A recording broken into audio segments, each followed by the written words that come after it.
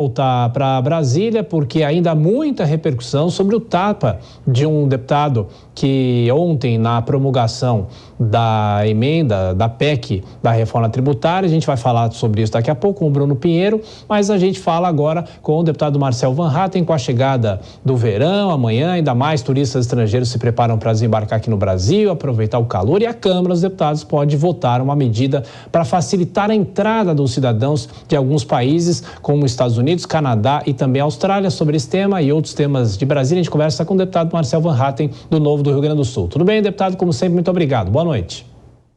Muito obrigado, Thiago. Boa noite a todos os telespectadores também que estão nos acompanhando. Bom, para ficar claro, a perspectiva da Câmara é acabar com a exigência dos vistos. Isso foi e voltou algumas vezes, não é isso, deputado?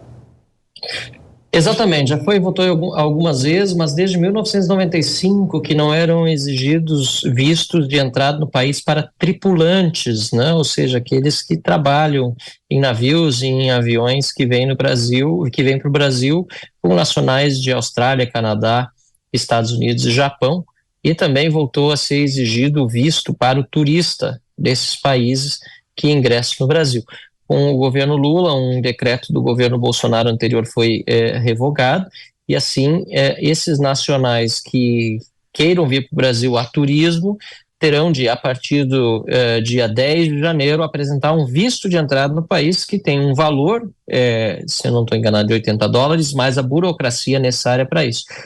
O que o governo alega é o princípio da reciprocidade, ou seja, como esses países exigem visto dos brasileiros para ingressar neles, também eles estão, ou melhor, também o Brasil teria de exigir, né, visto para os nacionais desses países ingressarem no nosso país. Ocorre que o princípio da reciprocidade deve ser aplicado quando é em benefício do país, na minha interpretação, e de muitos brasileiros, principalmente aqueles que vivem do turismo, e não simplesmente por uma forma de retaliação que acaba prejudicando o nosso país. E por isso o projeto de decreto legislativo que eu propus ainda no início do ano, logo que essa medida foi tomada pelo governo Lula, teve o seu requerimento de urgência aprovado na segunda-feira para evitar que esse caos se instale durante o período de férias agora a se iniciar nas próximas semanas. Bom, deputado, para a gente ampliar um pouco a nossa discussão, a Dora Kramer faz a próxima pergunta. Dora. Boa noite, deputado. Eu vou mudar de assunto, tá? Vou falar de fundão eleitoral. Tudo bem. O Partido Novo, o seu partido, era contra o uso, não usou o fundo e mudou essa posição, tá certo? Mas, de qualquer maneira, é um partido que tem uma posição crítica, né? Sobre o uso dessas verbas. O que a gente está vendo é um avanço, um aumento desse fundo. Começou em 1,2 bilhão, depois foi para 2 bilhões, agora vai para 5 bilhões, né? 4 bilhões e 900 milhões.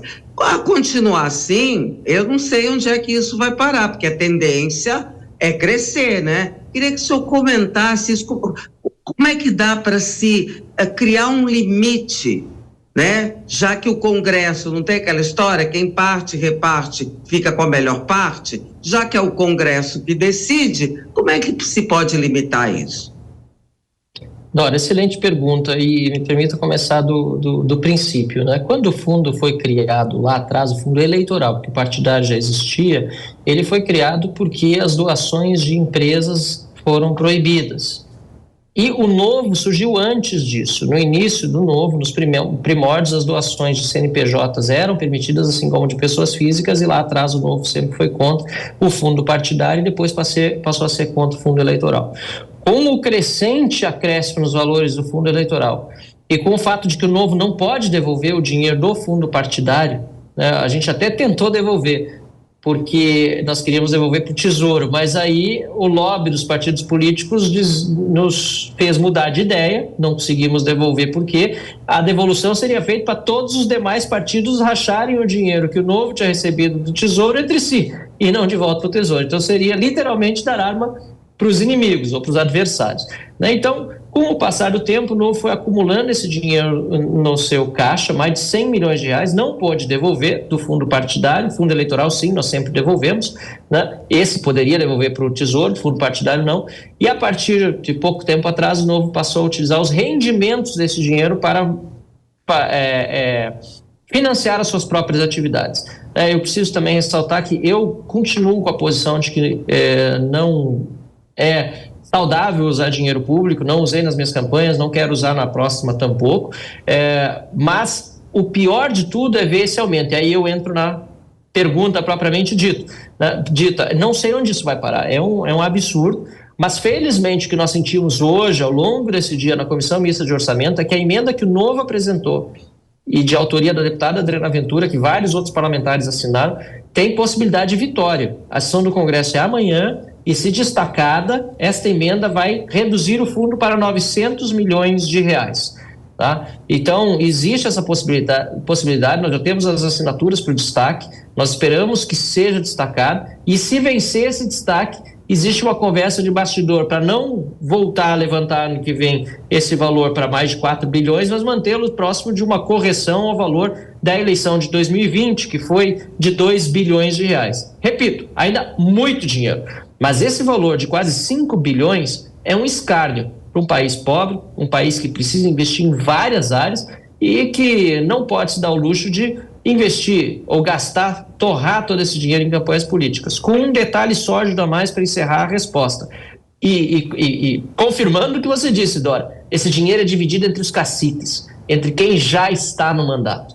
Existem vários estudos, um recente até publicado, demonstrando que 90% desse valor vai para quem já tem mandato e para quem tem patrimônios de mais de 1 milhão de reais declarados à Justiça. Ou seja, vai para quem já tem condição de concorrer e não vai para os novatos, não vai para quem está querendo entrar na política. Então, essa história de que sem esse dinheiro não haveria renovação política, ou sem esse dinheiro os candidatos não teriam chance nenhuma, é balela, porque lamentavelmente esse dinheiro vai justamente para quem já tem mandato e para quem é mais rico.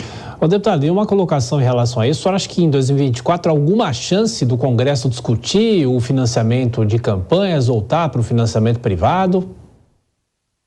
Tiago, eu sou a favor do financiamento privado, claro que hoje ele existe, mas é muito limitado, ele é só para pessoas físicas, com regras absolutamente rígidas e que prejudicam não pela rigidez, no sentido de que é importante ter regras rígidas para evitar corrupção, para evitar favorecimento, isso sem dúvida, mas regras que burocratizam o processo.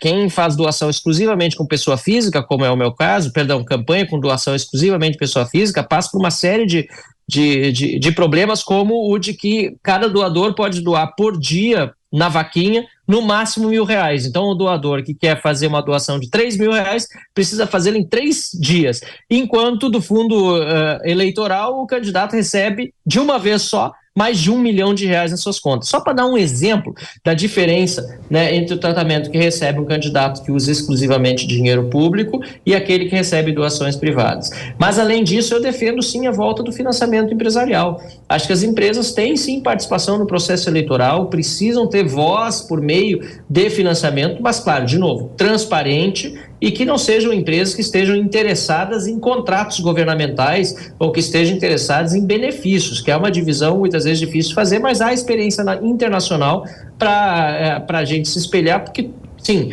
todos os países do mundo que têm democracias consolidadas, né, têm regras claras sobre doações, alguns só de físicas, outros de física e privada, mas coisas em que, né, legislações em que a gente possa se inspirar. O importante é que a gente não bote a culpa sobre as empresas da corrupção que os políticos e alguns empresários fizeram acontecer no nosso país nas últimas décadas, né, criminalizando sim todo o setor privado. Então, por isso eu defendo sim a rediscussão, mas vai ter que ser por meio de proposta de emenda à Constituição, porque desde que o Supremo declarou a inconstitucionalidade da doação por CNPJ, vai ser necessário uma PEC para desfazer esse entendimento.